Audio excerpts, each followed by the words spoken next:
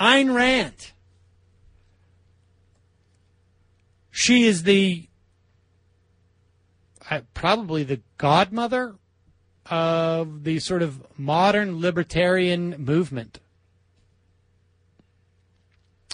Her book, Atlas Shrugged, is the Bible for all these people who say that if taxes are raised, I'm going to go Galt, which is a reference to the lead John Galt, who took an oath. I swear by my life and my love of it that I will never live for the sake of another man. In other words, I'm not going to pay taxes to support somebody else with their Medicare and their Social Security and their welfare and their fire departments. Nor ask another man to live for mine.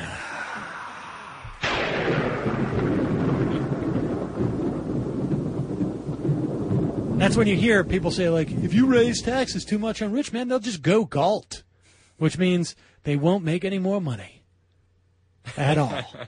They're not going to go make money because they don't want it to go into the coffers, because that's what it's about. This isn't just simply about principle for people like Ayn Rand or Ayn Rand. It's not about principle.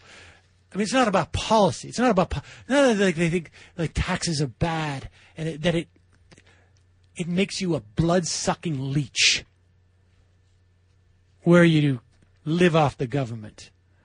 Well, it turns out Ayn Rand was a heavy smoker who believed that all the warnings about tobacco was just one more aspect of government hype and intervention, not unlike global warming.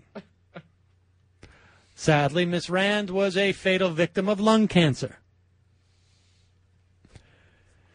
It was revealed in the recent oral history of Ayn Rand by Scott McConnell, founder of the media department at Ayn Rand Institute,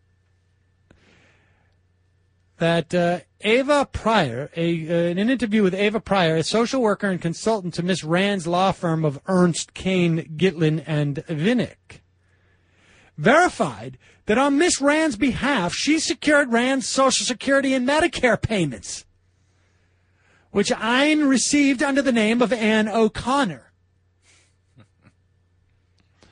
Pryor said, quote, doctors cost a lot more money than books earn, and she could be totally wiped out without the aid of these two government programs. Ayn took the bail out, even though Ayn despised government interference and felt that people should live and could live independently. She didn't feel that an individual should take help. Is this the pinnacle of hypocrisy? Remember, this isn't just a case of what she thought government policy should be, and then it would be silly for not to her to avail herself of this policy that she was not able to change. This is her saying that individuals are blood-sucking leeches if they take this, that you are less of a human being,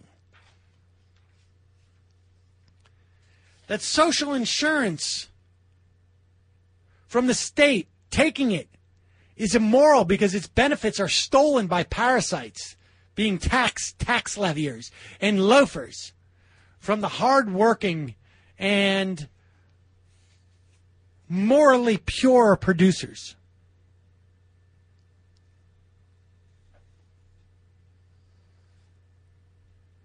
Her philosophy of objectivism